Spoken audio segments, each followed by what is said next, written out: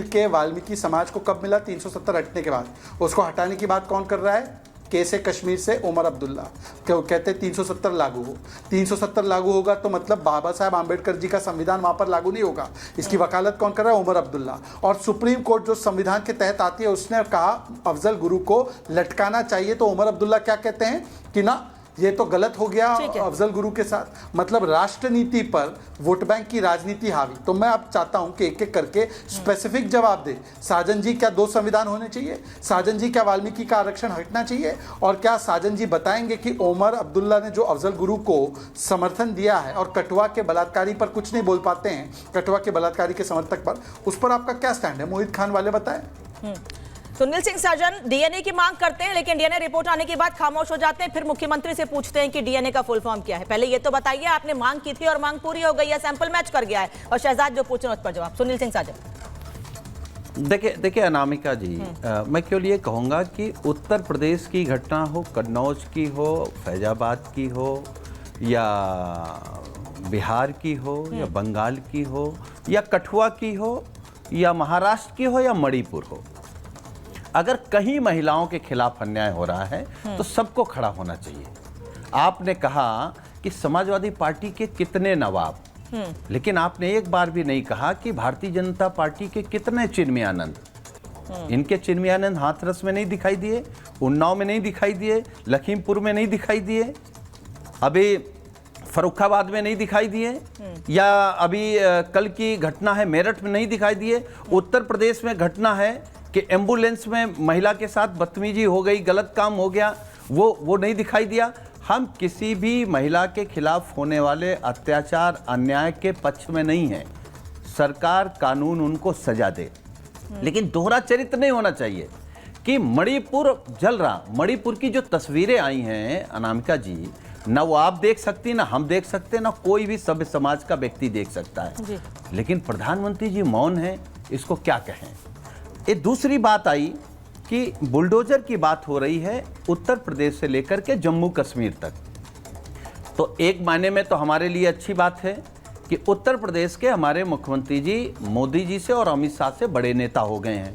वो दोनों बेचारे योगी जी से नीचे हो गए हैं, क्योंकि अब योगी जी ही सारे देश में जाने जा रहे हैं। लेकिन जो बात माननीय सर्वोच्च न्यायालय ने कही कि भाई आप बुलडोजर कैसे चला सकते हैं या किन परिस्थितियों में चला सकते हैं। आज भी मैं माननीय मुख्यमंत्री जी को सुन रहा था, माननीय मुख्यमंत्री जी कह रहे थे कि बेटियों और व्यापारियों पर गलत नजर रखने वालों को हम छोड़ेंगे नहीं।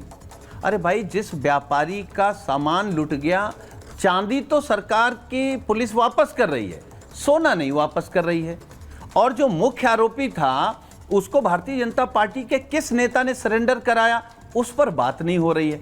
और मैं फिर एक बात कह रहा हूं, आप उत्तर प्रदेश के टॉप 20 अपराधियों की सूची इनसे पूछ लीजिए, और उनमें 20 में से कम 18 अपराधी ऐसे हैं जिनको सरकारी सुरक्षा योगी आदित्यनाथ जी ने दी है, क्योंकि वो उनकी बिरादरी के हैं। सुनील जी, आपने अच्छी बात कही, किसी का भी फर्जी इनकाउंटर होगा, जहां पर भी बेटियों के साथ, महिलाओं के साथ अपराध होगा, आप डटकर खड़े हुए हैं। आप महिलाओं के साथ हैं, और महिलाओं के इस्मत से जो खिलवाड़ करेगा उसको बख्शा नहीं जाए, ये मांग आप भी करते हैं। लेकिन फिर वो ये आरोप लगा रहे हैं कि आप सेलेक्टिव हो जाते हैं, इस मामले में आप स्पेसिफिक हो जाते हैं, आप उसमें पार्टी और यादव ढूंढने लगते हैं कि भाई ये जाति है और ये पार्टी है और इस धर्म के हैं, इसलिए कार्रवाई हो रही है।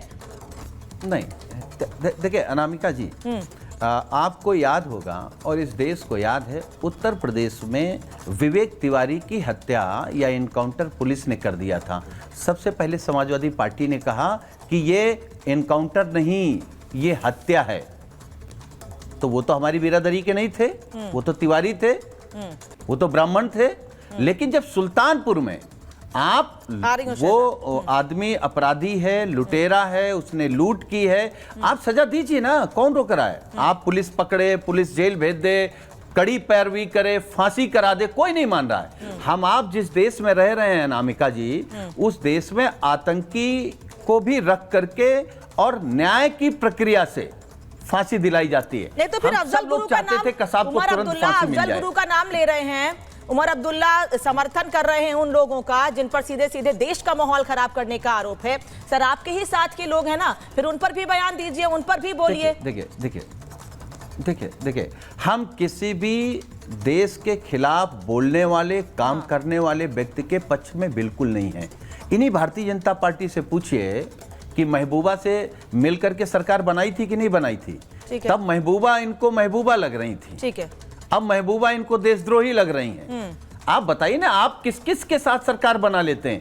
इनका असली धर्म कुर्सी है, इनका असली राष्ट्रवाद कुर्सी है, इनका असली हिंदू कुर्सी है, इनका असली धर्म कुर्सी है। कुर्सी के अलावा ये बेचारे कुछ नहीं जानते। चलिए, मैं शहजाद से जवाब लूंगी, फिर मैं डीजीपी सर के पास जाऊंगी। शहजाद, जल्दी से। देखिए, एक तो मैं मानता हूं और मुझे लगता है ये सर्वविदित है कि समाजवादी पार्टी में सबसे अच्छे प्रवक्ताओं में से एक सुनील कुमार साजन मेरे बड़े भाई हैं। पर सुनील जी, मुझे लगता है हम सभी राजनीतिक लोग हैं। महबूबा मुफ्ती से हमारे उनसे डिफरेंसेस है, पर महबूबा किसी की महबूबा बनी है किसी भी महिला के लिए। मुझे लगता है आपके भी मन से या मुंह से निकल गया आवेग में आपकी ये नहीं, मेरा वो कहने का मतलब नहीं। मुझे लगता है ये टिप्पणी से हमको बचना चाहिए। हाँ, तो मैं मानता हूँ, मैं भी ये मानता हूँ आपके मुंह से कभी ऐसी टिप्पणी नहीं निकल सकती। देखिए, मैं अभी एक एक करके काउंटर करना चाहता हूँ जो मेरे बड़े भाई ने कहा है। पहले बड़े भाई, आप ये बताइए कि अपराधी की भी बिरादरी देखेंगे, पर देखिए आपसे अपेक्षित है। 2012 में आपने एक मैनिफेस्टो छापा था जिसमें कहा था मुस्लिम आतंकियों को छोड़ेंगे, और छोड़ने भी लगे थे। और फिर कोर्ट ने कहा था कि आज इनको छोड़ रहे हैं, कल इनको पद्मश्री देंगे। तो आप जाति धर्म देखने लग गए अपराधियों का, पर आपने ये नहीं देखा कि अशोक यादव का भी एनकाउंटर हुआ, बद्दन सिंह बद्दो के ऊपर भी कार्रवाई हुई, विकास दुबे पर भी हुई, मोडनवाल पर भी हुई, राकेश सिंह पर भी हुई, सुंदर भाटी पर भी हुई, अनिल दुजाना पर भी हुई, बबलू श्रीवास्तव पर भी हुई, श्रीकांत त्यागी पर भी हुई, पंकज त्रिपाठी पर भी हुई। परंतु नहीं, आपको केवल वोट बैंक के लिए कैसे धर्म और जाति को देखना है अपराधियों में भी, मतलब उनकी भी आप क्या करा देंगे? जितनी आबादी उतना एनकाउंटर में भी ले आएंगे क्या? मैं आपसे दो सवाल पूछना चाहता हूं। पहला सवाल यह है, आपने अनामिका जी को बोला इधर नहीं देख रहे, उधर नहीं देख रहे। आपने वीरेंद्र बहादुर को देखा क्या? आपने नवाब यादव को देखा? अरे अखिलेश जी ने बोला डीएनए टेस्ट करो, डीएनए टेस्ट हुआ। उसके बाद क्या हुआ? आपने बोला बच्ची का नार्को टेस्ट हो जाए। मोहित खान पर अभी तक क्या कार्रवाई हुई? राशिद खान पर क्या कार्रवाई हुई? आसिफ अली पर क्या कार्रवाई हुई? जावेद अहमद पर? ये सारे बलात्कारी आपकी पार्टी में हैं, अभी भी है। आप अपने बलात्कारी नेताओं पर कार्रवाई तो कीजिए, एक पे कार्रवाई नहीं करेंगे। उसके बाद मैं आपसे एक ही चीज पूछना चाहता हूँ, बुलडोजर।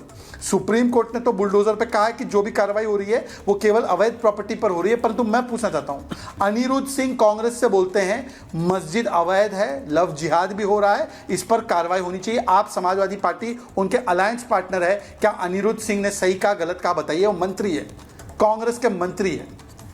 और आप उमर अब्दुल्ला की बातों को, अफजल गुरु ने, सुप्रीम कोर्ट ने उनको कन्विक्ट किया, सुप्रीम कोर्ट ने बोला लटकाओ, यूपीए की सरकार जिसका हिस्सा था उसने लटकाया, और आप कहते हैं वो उमर अब्दुल्ला कहते हैं अफजल गुरु को क्यों लटका दिया? और समाजवादी पार्टी पूरे देश में ज्ञान देती है पर इस पर कुछ ज्ञान नहीं। ठीक है डीजीपी सर, राहुल गांधी, मतलब इस राजनीति में उन सभी लोगों को खींचा जा रहा है, उन सभी संगठनों को, उन सभी पदों पर, बड़े पदों पर बैठे हुए लोगों को, या फिर उन चीजों को खींचा जा रहा है जिन पर जिम्मेदारी है प्रदेश का माहौल सुधारने की।